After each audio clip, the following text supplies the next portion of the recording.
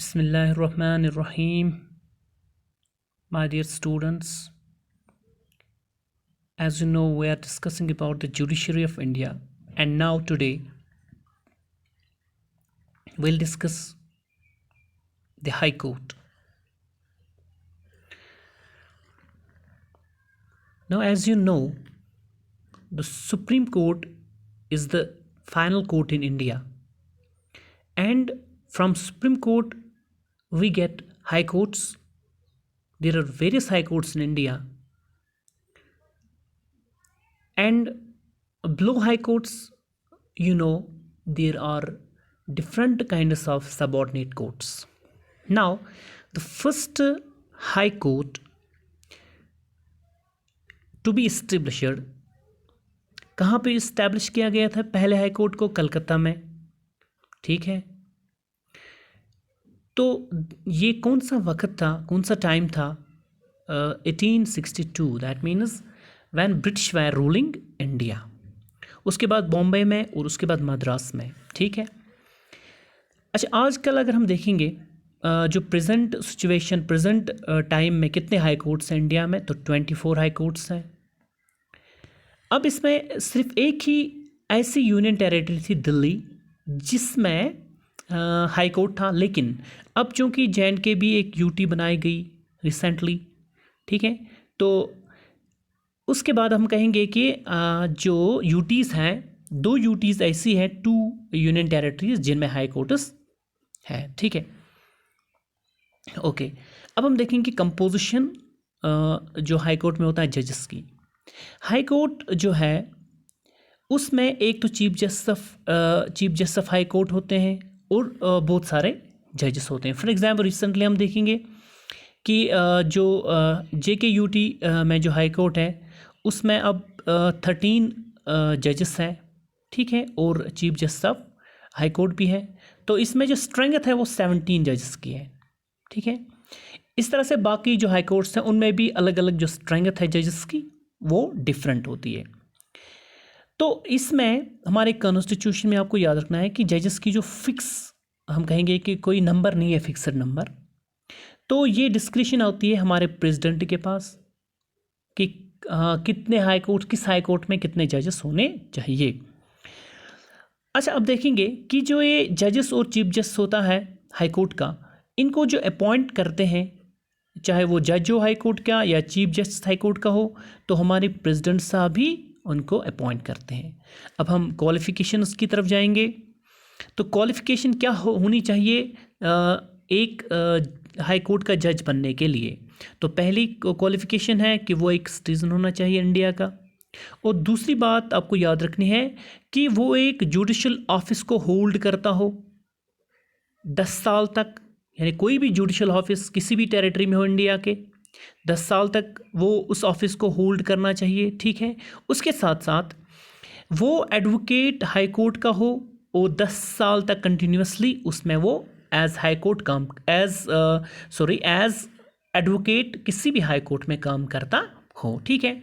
अब तो ये 3 जो इम्पोर्टेंट क्वालिफ़िकेशंस हैं एक हाई कोर्ट का जज बनने के लिए, ठीक है।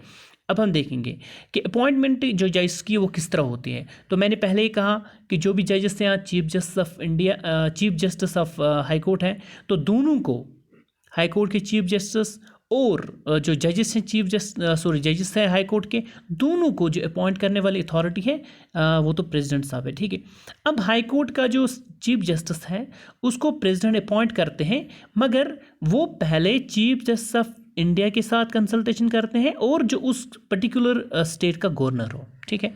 यानी ये कंसल्टेशन होने के बाद ही हम जो chief justice of high court है उसको अपॉइंट करते हैं प्रेसिडेंट, ठीक।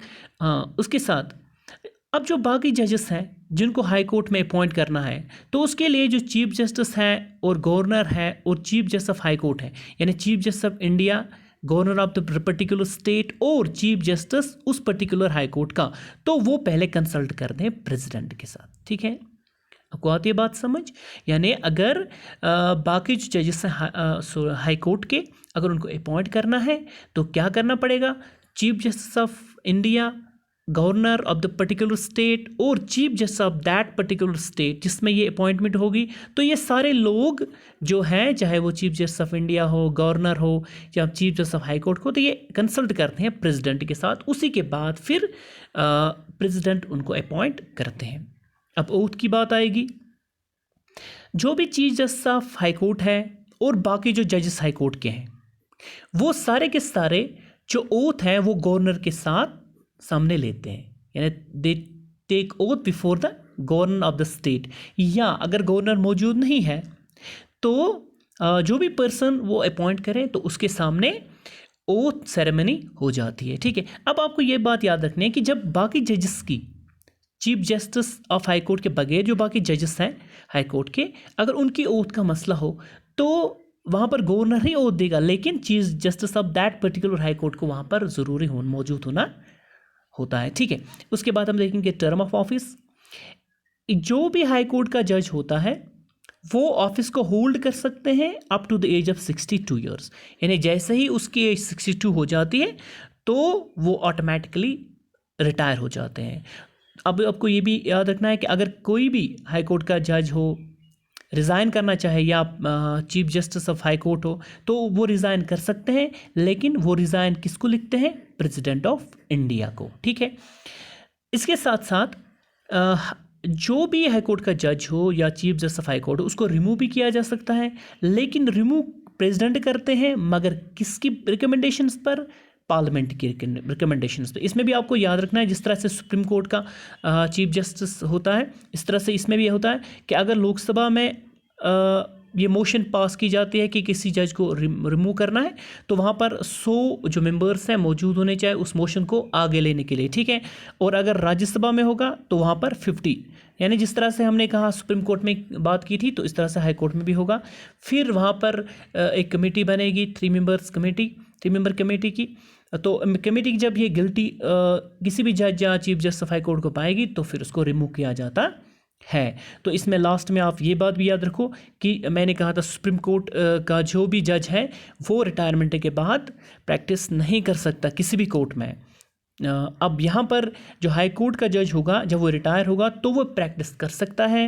ठीक है, लेकिन सुप्रीम कोर्ट या हाई कोर्ट में वो प्रैक्टिस कर सकता है, ठीक है, जहाँ पर उसने सर्व नहीं किया होगा। ठीक है, यानी अगर फॉर एग्जांपल उसने सुप्रीम कोर्ट में सर्व किया है तो फिर वहाँ पर ये नहीं कर सकेगा, या किसी हाई कोर्ट में सर्व किया है, किसी भी इंडिया के हाई कोर्ट में 24 में से, तो उसमें ये फिर अपनी प्रैक्टिस जारी नहीं रख सकता। ठीक है, यानी जिस हाई कोर्ट में, अगर सुप्रीम कोर्ट में इसने सर्व नहीं किया है तो सुप्रीम कोर्ट में ये प्रैक्टिस कर सकते हैं, अगर किसी हाई कोर्ट में इसने सर्व नहीं किया है तो उस हाई कोर्ट में ये प्रैक्टिस कर सकते हैं। Thank you so much.